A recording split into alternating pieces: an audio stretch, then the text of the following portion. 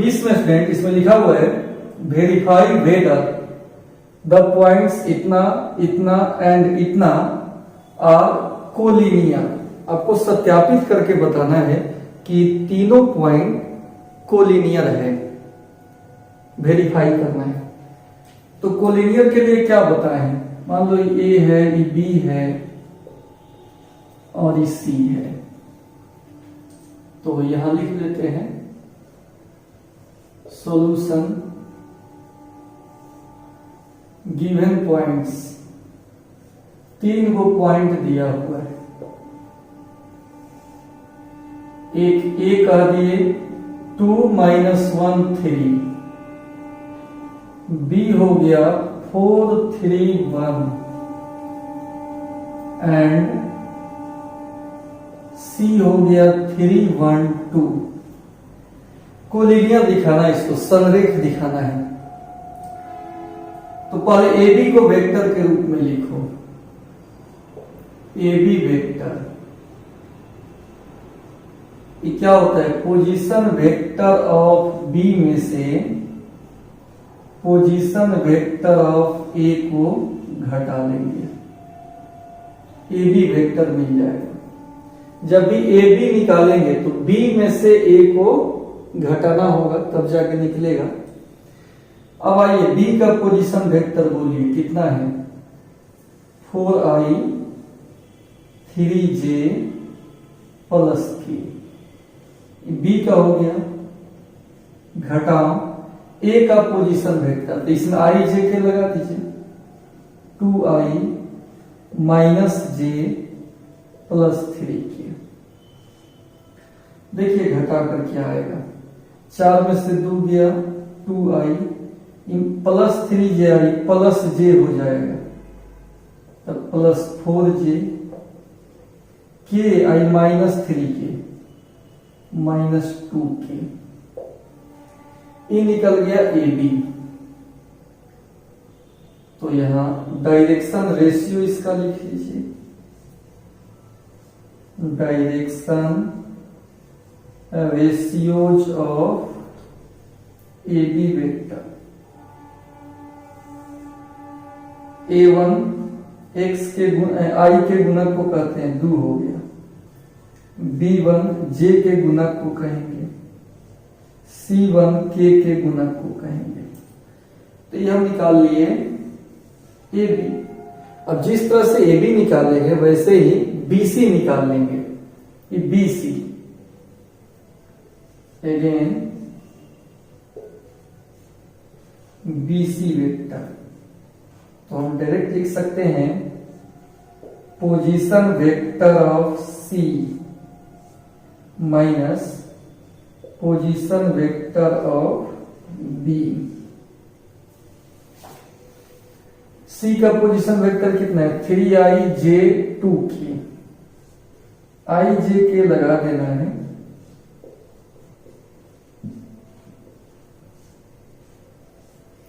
B का तो 4i 3j plus k, 4i 3j plus k। घटा कर देखिए, 3i में से 4i गया माइनस i, यहां तक दिख रहा है, ठीक है। j में से 3j गया माइनस 2j, 2k में से k गया प्लस k। अब यहां भी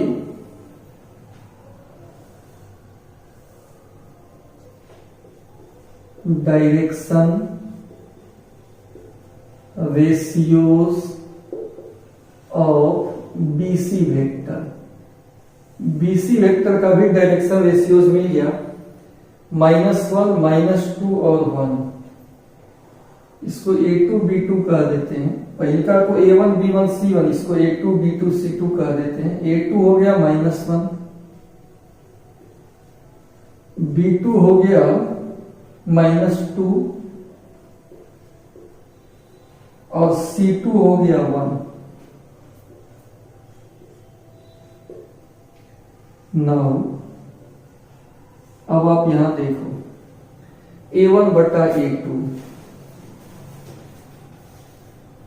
B1 बटा B2 और C1 बटा C2 कितना आएगा देखिए तो A1 बटा 1 2 बटा -1 -2 आएगा, 4 बटा -2 आएगा, -2 बटा 1 -2 सब में सेम आएगा।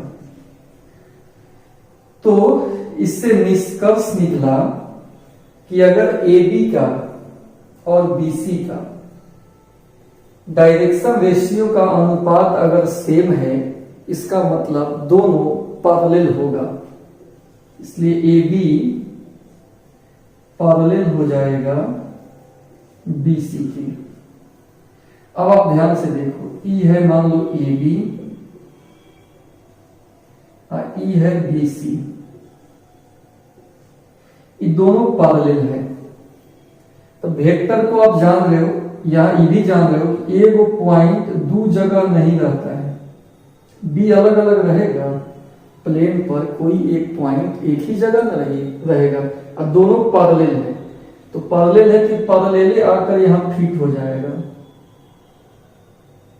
यानी BC, चूंकि B अलग अलग रह नहीं सकता, यहाँ जुड़ जाएगा, ऑटोमेटिक C यहाँ चल जाएगा। इसका मतलब हुआ कि अगर AB BC के पैरेलल है और B इसमें कॉमन पॉइंट है, इसका मतलब हो गया कि ABC पक्का कौन चीज होगा,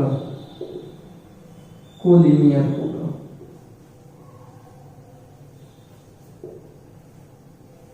और यही सवाल में प्रूफ करना था। फिर से देख लो, ऐसे सवाल में जिसमें कोलिनियर प्रूफ करना हो तो पहले AB निकालना होता है, फिर BC निकालना होता है, और दोनों से हम डायरेक्शन रेशियो लिखते हैं और उसका अनुपात दिखा देते हैं कि अनुपात क्या होगा, सेम होगा। जब अनुपात सेम होगा तो पैरेलल होगा। अगर AB BC के पैरेलल है और B कॉमन पॉइंट है, एक ही पॉइंट है, तो दो जगह तो होगा नहीं, तो ये आकर यहाँ फिक्स हो ही जाएगा, और इसका मतलब ये तीनों कौन सी हो जाएगा, कोलिनियर हो जाएगा। इस तरह से ही साबित हो गया। ठीक है, आपसे ऐसा सवाल पूछे तो बनेगा कि नहीं, कमेंट करके बताइएगा। अब अगले क्वेश्चन की तरफ चलते हैं, स्क्रीनशॉट ले लो।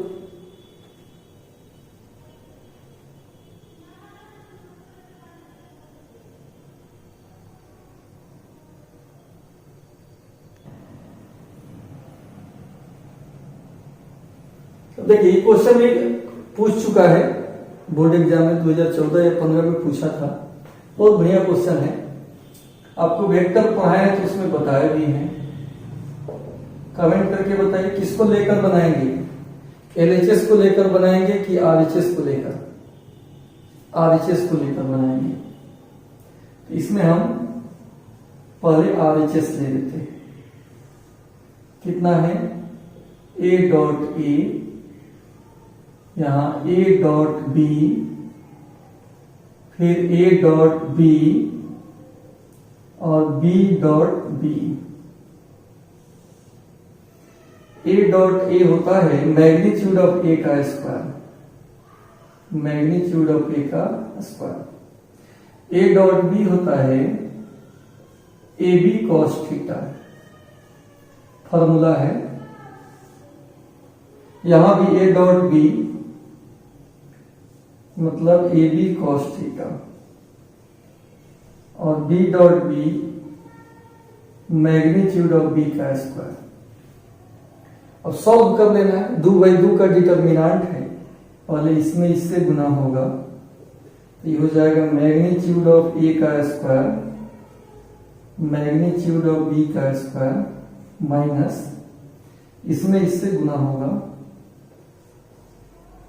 मैग्नीट्यूड ऑफ A का स्क्वायर मैग्नीट्यूड ऑफ B का स्क्वायर, कॉस में कॉस से गुना होगा, कॉस स्क्वायर थीटा। दोनों में से कॉमन ले लीजिए, मैग्नीट्यूड ऑफ A का स्क्वायर मैग्नीट्यूड ऑफ B का स्क्वायर। फर्स्ट में 1 बचेगा, सेकेंड में कॉस स्क्वायर थीटा बचेगा, और ये 1 माइनस कॉस स्क्वायर थीटा ये होता है साइन स्क्वायर थीटा होता है। ये हो जाएगा ए के मैग्नीट्यूड का स्क्वायर बी के मैग्नीट्यूड का स्क्वायर साइन स्क्वायर थीटा। अगर इसको हम आगे बढ़ाएं तो हम टोटल को स्क्वायर में पैक कर दे रहे हैं। स्क्वायर में ही प्रूफ करना है, तो बेस में क्या क्या बच जाएगा, ए का मैग्नीट्यूड फिर बी का मैग्नीट्यूड और साइन थीटा। देखना ये फॉर्मूला जो होता है ये ए क्रॉस बी के मैग्नीट्यूड का फॉर्मूला है, क्योंकि A cross B A B sine theta into n cap होता है, लेकिन उसका मैग्नीट्यूड करेंगे तो एन कैप वहां से हट जाएगा। एन कैप यूनिट वेक्टर होता है, यानी कुल मिलाकर कितना आ गया, ए क्रॉस बी का होल स्क्वायर और यही आपका लेफ्ट हैंड साइड है, साबित हो गया। फिर से एक बार देख लीजिए, आरएचएस लिए हैं, बड़ा है ले लिए हैं, सबका फॉर्मूला लिख लिए, क्रॉस गुना करके घटा लिए, कॉमन निकाल लिए, 1 minus cos square sine square हो गया। अब सबको एक ही स्क्वायर में लिख लेंगे और ये जो है ये कितना हो जाएगा, ए क्रॉस बी का मैग्नीट्यूड हो जाएगा, स्क्वायर है तो रहेगा। समझ गए, इसका भी स्क्रीनशॉट लो।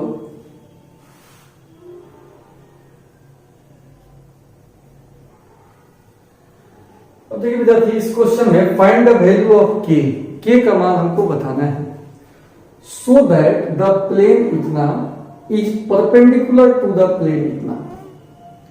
दो प्लेन एक दूसरे पर लंब है तो के का वैल्यू बताना है। क्लियर, दो प्लेन एक दूसरे पर लंब है तो हमको के का मान बताना है। सॉल्यूशन देखिए इसका,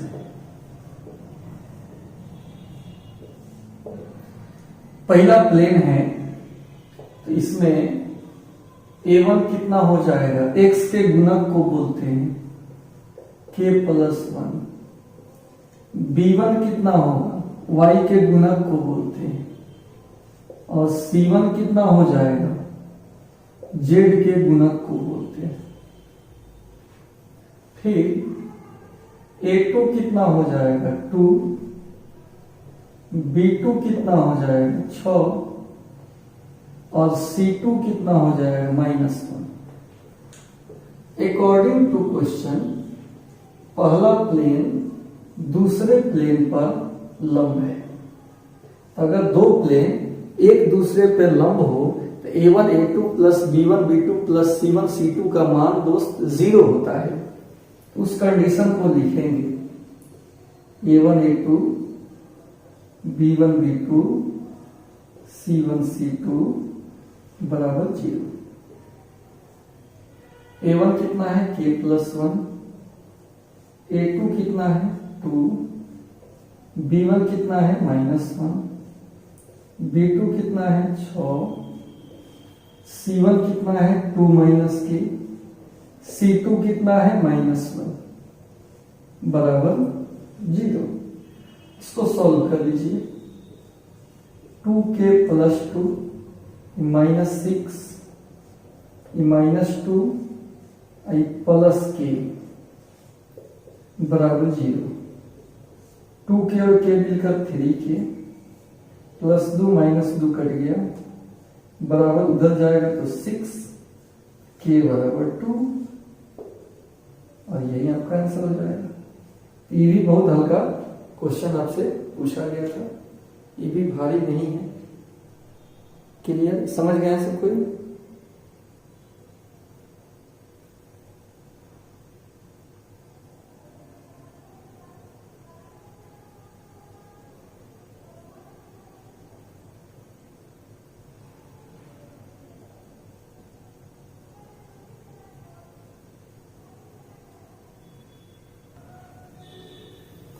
इस क्वेश्चन को भी देखा जाए विद्यार्थी, ये 3D के मिसलेनियस का क्वेश्चन है और ये भी पूछा हुआ था, 2 मार्क्स में पूछा हुआ था। वो छोटा सा सिंपल क्वेश्चन है और बोर्ड में एक आध साल पहले भी पूछा हुआ है। तो क्वेश्चन को समझिए क्या है, find the coordinates of the point where the line through the point इतना इतना crosses the x y plane. X y plane है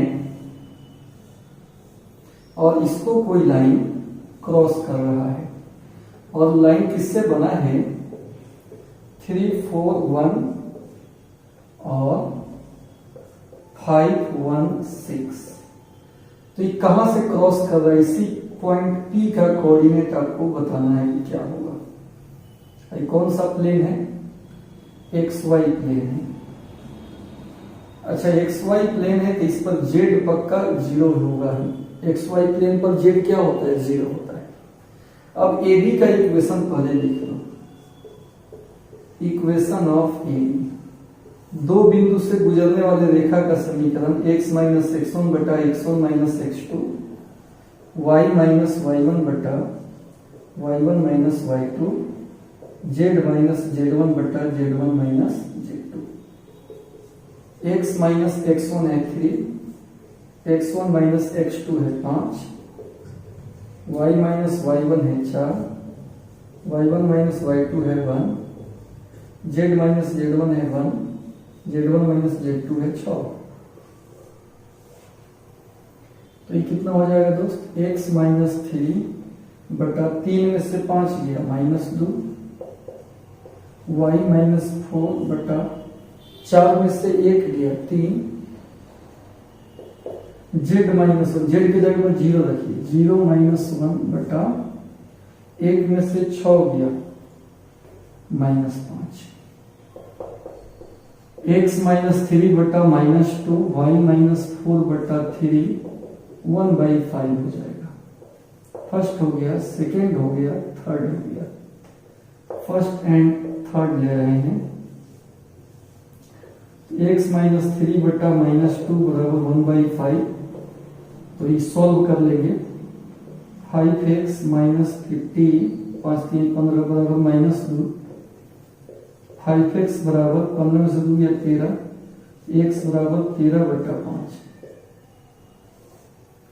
और 2 और 3 को लेकर चलते हैं तो y माइनस 4 बटा 3 1/5 गुना कीजिए, 5y माइनस 20 बराबर 3, 5y बराबर 23, y बराबर 23 बटा 5। इसलिए इस P का नियामक जो हो जाएगा, पहले तो x यानी 13 बटा 5, उसके बाद y 23 बटा 5 और z तो इस पे 0 होता ही, यही आंसर हो जाएगा। ऐसे ही बनाना पड़ेगा इसको, ठीक है। क्योंकि इसी लाइन पर का नहीं कहीं पॉइंट होगा तो लाइन का इक्वेशन लिख लो, उसमें z की जगह पर 0 डाल दो, अपने पॉइंट 1 निकल जाएगा। तो 2 मार्क्स का है और ये क्वेश्चन दोस्त आपसे बार बार पूछा जाता है, तो ध्यान से इस क्वेश्चन को आप देखिएगा, ठीक है। तो आज इतना ही रहने देते हैं, फिर अगले वीडियो लेक्चर में इससे आगे बनाएंगे कम कम कि आपको भी समझ में आए बात। एक ही बार 50 क्वेश्चन बना देने से समझ में नहीं आता है, ठीक है। फिर मिलते हैं नेक्स्ट वीडियो लेक्चर में, अभी के लिए इतना है, थैंक यू।